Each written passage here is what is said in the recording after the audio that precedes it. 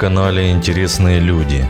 Сегодня мы побываем в гостях у владельцев диких животных и птиц. Перед началом просмотра поставьте лайк и подпишитесь, если вы еще этого не сделали. Приятного просмотра. У меня уже получается, уже я как это. А ну смеяться, давай. Ха-ха.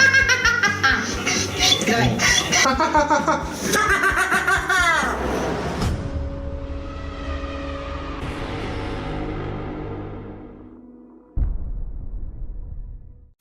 Ты по мне скучал?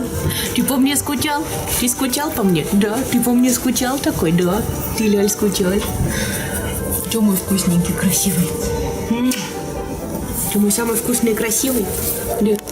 Можно сказать, что позволено Юпитеру, не позволено быку.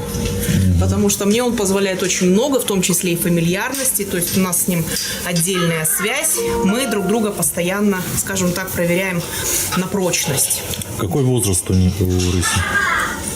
Ой, по месяцам, вот 9 июня ему будет 2 года. Получается, вообще она уже взрослая или она будет еще расти больше? У него половозрелость будет к 3 годам. То есть половозрелая рысь-самец к 3 годам получается. Девочки пораньше созревают к 2. То есть он сейчас, подросток, старший подросток, скажем так, можно назвать. И в прошлой весной, и этой весной у нас было что-то типа гула. То есть он начинает себя очень беспокойно вести. Он начинает петь рысиные песни на всю округу. Очень громко, особенно ночью, вообще это прекрасно. Ну и плюс он очень хорошо относится к нашей Асеньке. Это вот Ася Самоед у нас. Да, ты моя булочка. Вот, и как-то так получилось вместе. Ася на днях вернулась как раз в вольер, уже к перчику, уже все спокойно. Вот. И Марс мало того, что сам по себе успокоился, еще и тут дополнительно у него Асенька вернулась. Это его прям такая подруга. Прям невозможная подруга. Он к ней очень хорошо относится, вплоть до того, что она имеет полное право лапу просунуть к нему в вольер, допустим, вот сюда куда-нибудь, и забрать мясо. Ну, то есть, такого больше никто не удостаивается, да, такой чести. Первый вопрос, который меня интересует, вообще для чего вы завели такое количество животных у вас дома? Зоопарк. На самом деле. Но дело в том, что мы, в принципе, животных очень любим. И заводим мы тех животных, которых изучить интересно в первую очередь нам. А потом мы уже эти знания, так как они, далеко не все можно найти, скажем так, в доступе, не знаю, в литературном или в интернете даже, хотя, казалось бы, чего сейчас нельзя найти. Но на самом деле, да, когда начинаешь чуть глубже копать, иногда по очень многим видам встречается только очень общее описание. Ну и второй вопрос, который возникает, можно ли держать? Желание это одно, а вот вообще можно их держать дома или нет? Для начала нужно понимать и прикидывать реально свои возможности. То есть потянете ли вы в разных аспектах содержание животных.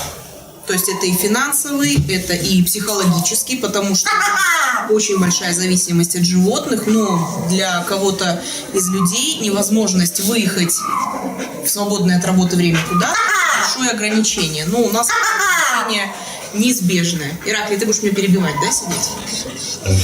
Свой вклад. Да, свои 5 копеек, так сказать. Да, очень смешно.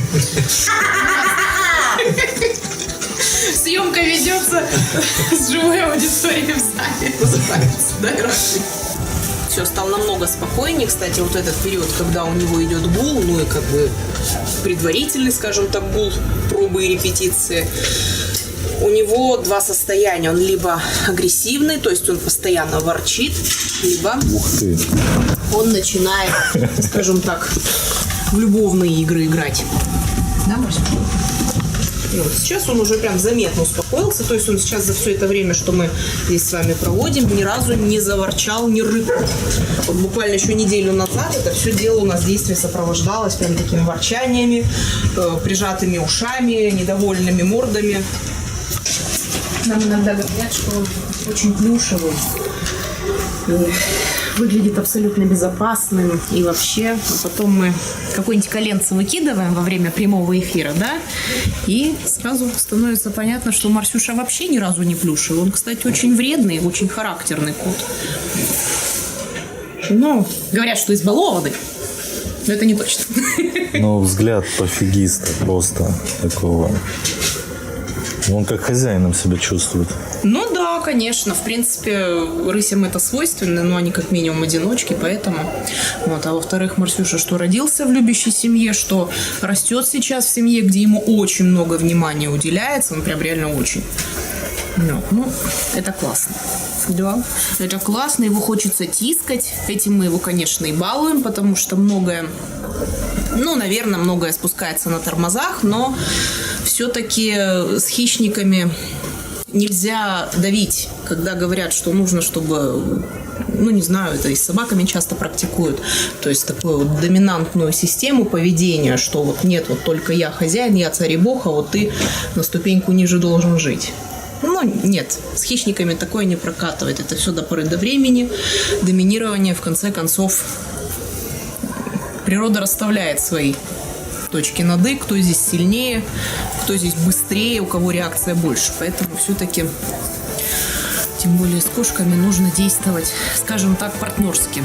Само собой, это не с такого количества все начинается. И само собой не начинается с таких животных, как рысь или енот или ворон. То есть нужно как-то поэтапно идти от мелкого больше. Вы животных где приобретаете? У знакомых покупаете или как? Вот человек захотел завести животных, ему куда вообще обратиться? Вот я хочу себе завести, скажем, ту же рысь. Мне где ее искать? Где... Ну, купить? вам нужно обратиться в питомник в первую очередь, потому что у нас есть закон, который регламентирует содержание диких животных. Причем, ну, даже не обязательно диких, но и в том числе, в первую очередь, скажем так. Если раньше можно было это сделать свободно, не напрягаясь, главное, чтобы у тебя были деньги. Сейчас у тебя должно быть определенный юридический статус. В плане рыси это, например, индивидуальный предприниматель. И, соответственно, нормы содержания животных. Ну, естественно, вся документация, и ветеринарная, и юридическая. В случае с рысью как раз можно обратиться в версовхоз, выкупить ее, тем самым спасти ее от дальнейшей не очень завидной судьбы. Ее Что продают или просто да, нет, ее продают, конечно. Сколько стоит рысь? Разлет достаточно большой, то есть от, скажем, 80 тысяч до 300-400. Тут уже зависит от места, где вы приобретаете, смотря какая рысь, какой котенок, от каких родителей, какой у него, в общем-то, момент приручения, социализации. Советский автомобиль по стоимости. Ну, не только советский. Даже, да, даже Не от только. 80 тысяч, ну да, цена хорошая. Видит уже еду, понимает, да, что еду несут. Конечно. Сегодня чуть-чуть он, конечно, получил, но это было такое совсем. Всех интересует. У нас просто собаки тоже на натуралке, вообще все животные сейчас на натуралке. То есть это мясо, много достаточно сырого мяса, или это обработанное определенным образом, ну, чтобы избежать паразитов и расстройств кишечника.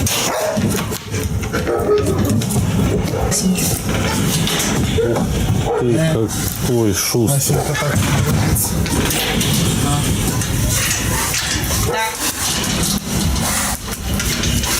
Так, я сделаю сейчас по-другому.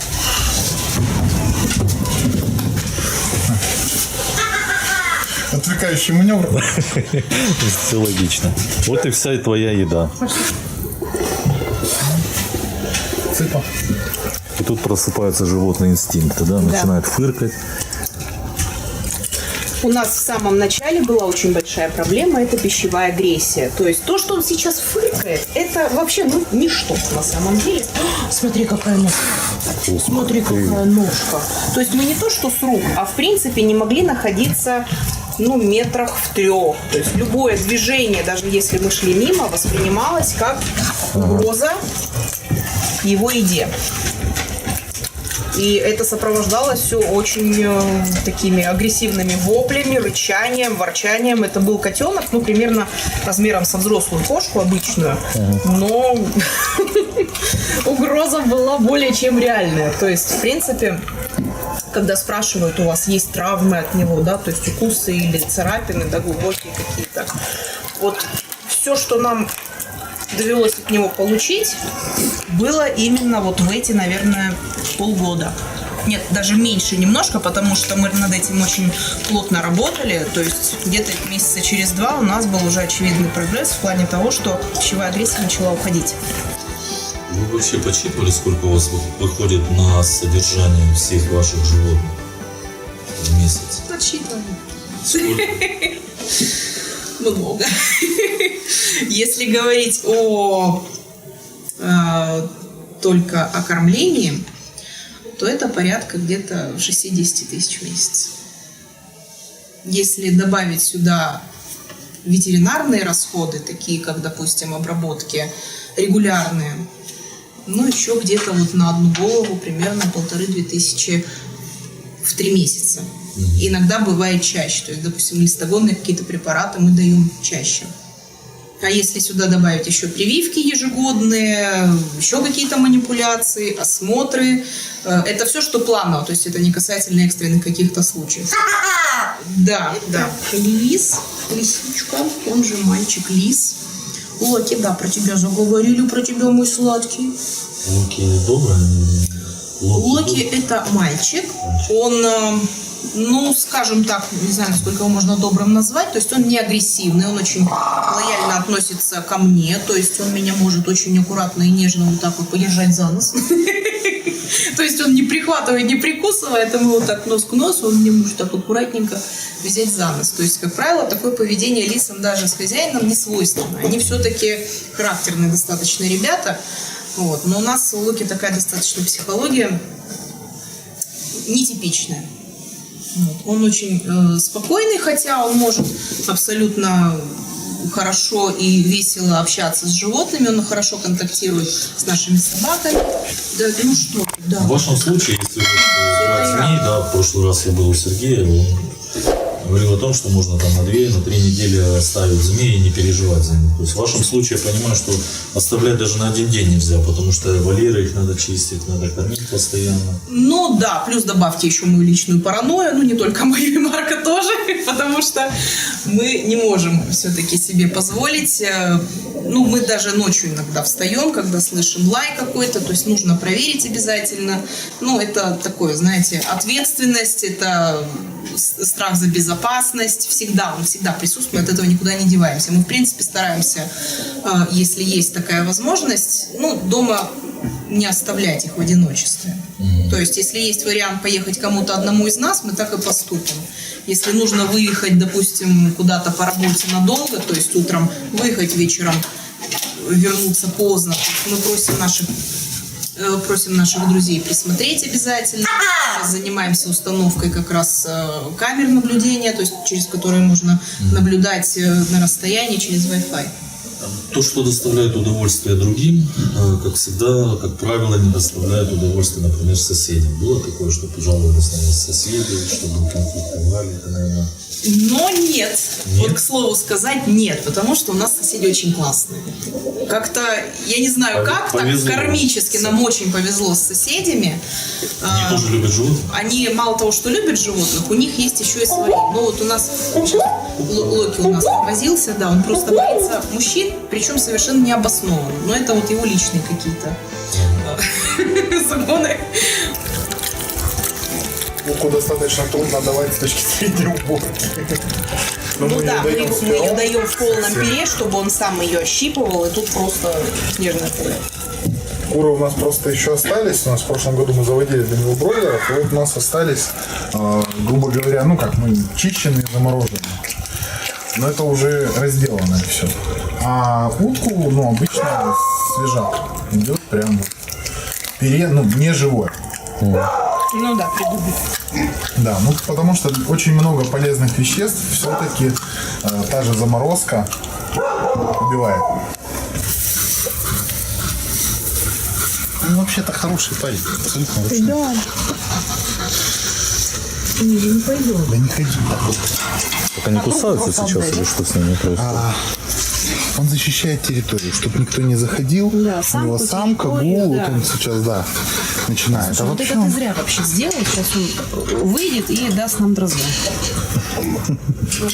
Нервничает. Вот это же признак агрессии, в принципе, да, когда он иголки раскрывает. Возбуждение в целом. Возбуждение, да, испуга больше. Они не агрессивны, как таковые животные, не, как сказать, это не то животное, которое на вас нападет. Это то животное, которое будет защищаться. Его иглы не для того, чтобы напасть. А вот она за него прячется. То есть она за ним. Да. Ну все.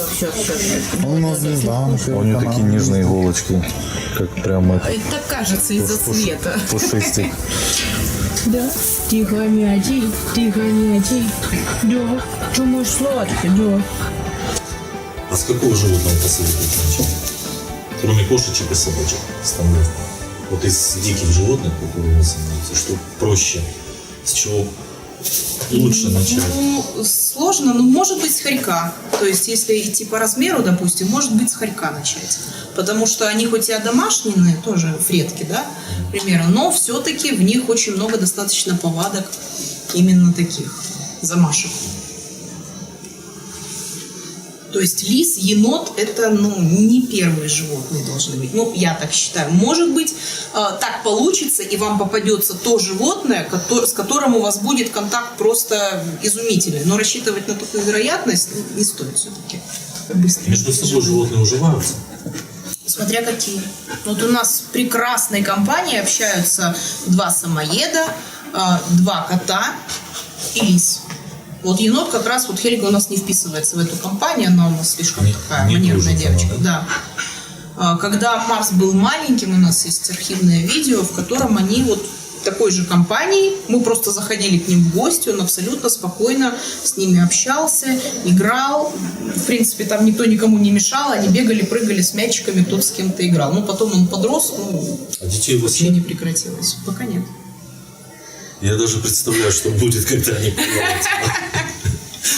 Пока нет, но в принципе я себе хорошо представляю, что будет, потому что я выросла в семье дрессировщиков, что у меня огромное количество знакомых дрессировщиков и цирковых, и не цирковых, у которых дети растут с животными, и касательно, это моя любимая тема про маленьких детей и аллергию на животных. Это просто... Для меня всегда большая сложность сохранить самообладание и призвать людей, хотя бы просто открыть Google и почитать на тему аллергии, что это такое. Ну, получается, они тоже не особо активны, да? Почему-то просто как будто закаменелый.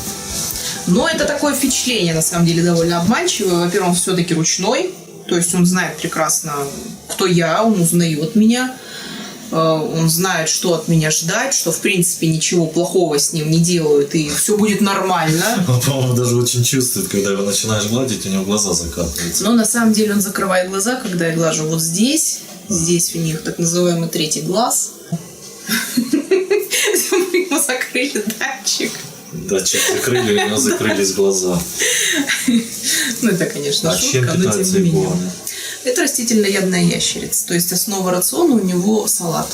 То есть большая порция салата. Мы разные выбираем, чтобы все-таки было разнообразие. И добавление овощей и фруктов, естественно. А вот это что за мешочек у него такой? Это Просто гордость украшение. любого самца во время гула. Это именно мешок. То есть он его расправляет. И они идут драться. Для устрашения. Ну, конечно, да. Соперника. То есть тут 2 момента, как у всех животных, либо для устрашения, либо для соблазнения. В принципе, и то, и другое. Обобщить все, вот я захотел завести дома рысь. Что мне для этого нужно? Помимо того, что я обратился в питомник, я заплатил за него, 150 тысяч рублей, купил. Должны быть документы, должны быть... Что вообще нужно, чтобы у меня проблем не возникло в дальнейшем? Что-то. Вам нужны ветеринарные и юридические документы. То есть или одно, или другое, что-то одно. Это не полный пакет документов. Новый закон введен, согласно которому нужны новые документы и оформление. Это чтобы ответственность была все-таки на... Конечно, конечно. Да. Понимать серьезность содержания. Конечно, да. То есть это уже все-таки отсеивает людей, скажем так, с несерьезным подходом к содержанию диких животных. Но оно представляет реальную опасность, конечно. А потом ищи свечи в поле. У вас есть YouTube канал, Instagram и... Да. Это я сейчас вспоминаю, кстати, ковчег Ноя. Ну, Когда у него примерно, да. Каждой твари по паре, и все задаются вопросом, когда же он успевал кормить их всех со своей семьей и убирать. То есть, Примерно. В одиночку, да, действительно очень сложно. Вот мы сейчас столкнулись как раз с этим. Марк помогал своим родителям. Ну, ковид случился, да, мама была в больнице, он помогал дома, оставался на 2,5 недели в изоляции. А я была здесь на хозяйстве, соответственно, и при том, что даже мои родители сейчас здесь, они дома, они мне помогали очень много, и то это очень чувствуется. Ну, просто у нас есть разделение обязанностей, ну, начиная с закупки кормов и заканчивая разделением непосредственно дома, да, кто за кем ухаживает, кто кого кормит. Ну, это такие, знаете, повседневные бытовые дела. Вот, так мы, конечно, все за всеми можем ухаживать.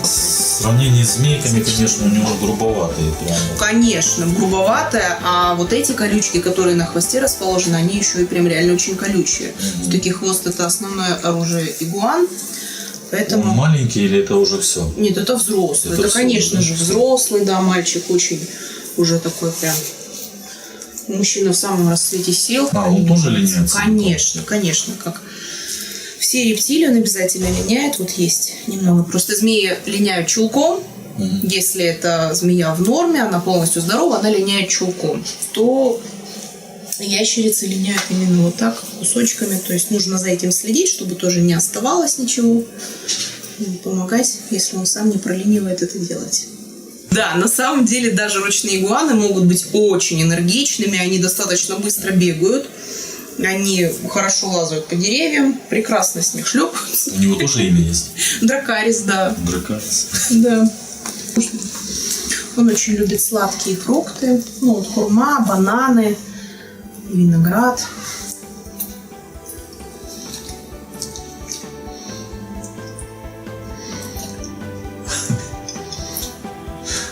Вот ты смешит, конечно. Как она красивая. С чего вы начали? Какое первое животное появилось? Перчик. Перчик. Да. Сейчас у вас 60 животных. Я так понимаю, что на этом вы не собираетесь останавливаться. В дальнейшем что планируете? Может быть, свой питомник, свой зоопарк? Ну, возможно, зоопарк, скорее всего, нет, а вот что-то типа центра юнатов, ну, мы его так условно в голове называем, потому что нам очень интересно еще вести и просветительскую деятельность, в частности, с детьми. Мы хоть и живем в пригороде, но мы городские, да, то есть мы общаемся постоянно с городскими людьми. Ну, я подразумеваю городских, те, которые живут в квартирах, которые ходят на нормальную, в отличие от нас, То есть своеобразные экскурсии будут, да, такие? Нет. Ну, я не знаю, как потом, конечно, это будет, но на сегодняшний день мы это пока не рассматриваем, нам не позволяет территория. И как бы объем это все нужно перестраивать. Вот. Как это будет впоследствии, ну, будем смотреть впоследствии. Но так, в принципе, какой-то просветительский центр, да, эта тема нам очень интересна, и мы и других специалистов, скажем так, тоже в нашу компанию привлекаем, ну, именно вот узких специалистов.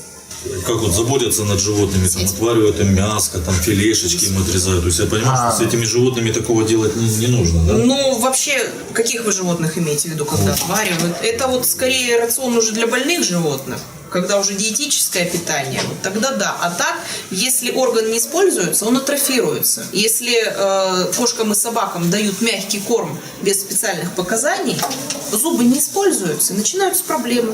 Ну, нужно помнить, что животное взято все-таки с дикой природы, где оно... Да даже не из дикой, это даже собака-кошек домашних. Да, то есть его там не варили, не готовили, ничего, он просто брал животное. Перчуш, сядь, присядь, пристройся. По поводу системы кормления.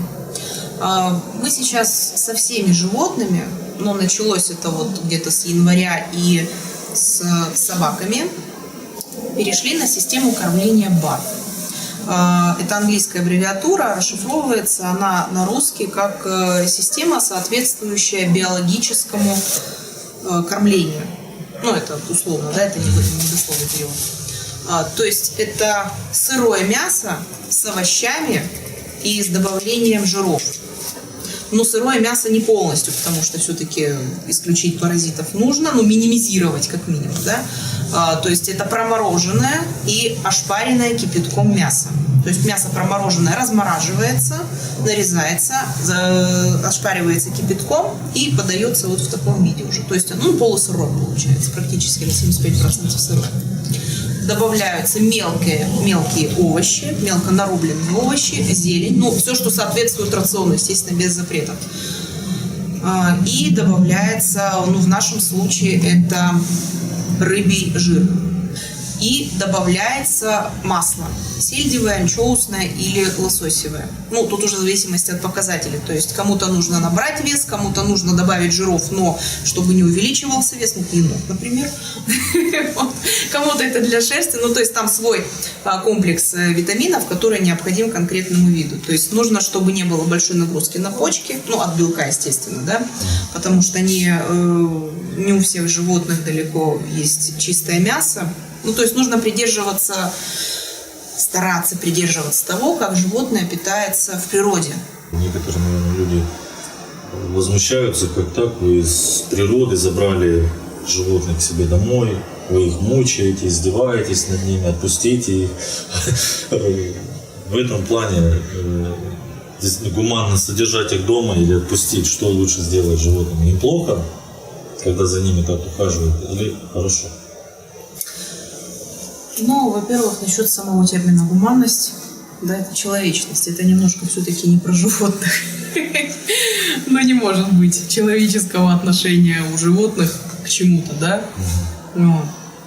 Второй момент, такие вопросы, кстати, нам задают или просто комментируют, без вопросов даже, да, в интернете. То есть, когда мы с людьми общаемся в офлайне, в принципе, они даже не задумываются об этом. То есть не стоит такой вопрос, потому что они видят человека, видят отношения, да, и чем мы, в принципе, занимаемся. А другой момент, что даже если взять сейчас всех животных, и, пусть не все, пусть давайте только хищных, да, то есть не домашних, хотя некоторые отдельные личности требуют выпуска абсолютно всех животных в природу, а только хищных. У них нет естественного места обитания. У них люди забрали. То есть мы не истребляем самих животных, мы их не отбираем из природы, а мы истребляем их место обитания. То есть в первую очередь, прежде чем задумываться и поднимать вопрос о выпуске диких животных в природу, им нужно сначала восстановить эту природу. Проще все-таки животных разобрать по домам и содержать их дома, и будет больше... Дома не дома, скорее заповедники. То есть масштабы именно такие, где будут создаваться именно такие биологические, скажем, уголки, которые соответствуют содержанию. Уничтожения лесов у нас и заповедники закрываются один за одним.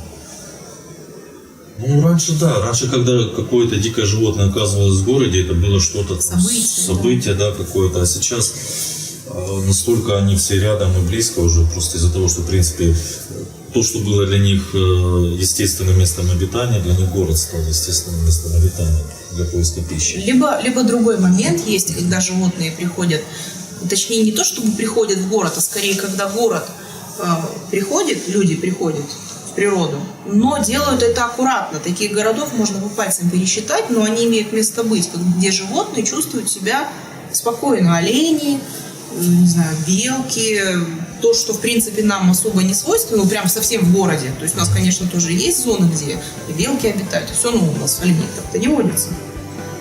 Прям в городе, да. То есть это большой и не очень комфортный момент для них. А как понять, что... змею я уже знаю, как понять, что она голодна, а игуану? Очень хорошо умеет просить. То есть он подходит к дверце, начинает лапкой царапать, что, в общем-то, давайте уже, не затягивайте с этим делом. Тоже активность начинает. Хотя мы все придерживаемся расписания, когда кто ест, то есть для взрослой особи один раз в день это более чем достаточно. Но, тем не менее, если вдруг у него, рацион-то разный, мы меняем рацион, да, сегодня что-то более калорийное, завтра нет, и ему уже хочется, уже аппетит проснулся, он подходит, начинает лапкой энергично, ребята.